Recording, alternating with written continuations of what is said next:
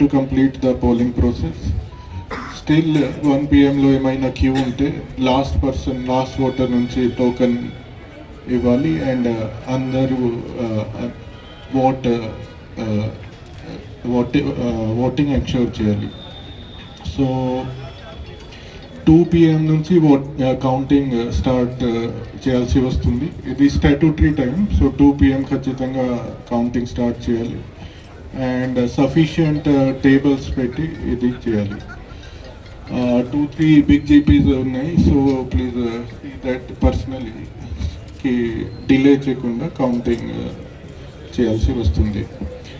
So ఏమైనా issue ఉంటే immediately మా దృష్టిలో తీసుకురావాలి. సబ్ కలెక్టర్ గారు ఉన్నారు, సిఓజెడ్పి గారు, ఎంపీడీఓ గారు, తహసీల్దార్ గారు. So we will resolve all the issues. Thank you and all the best.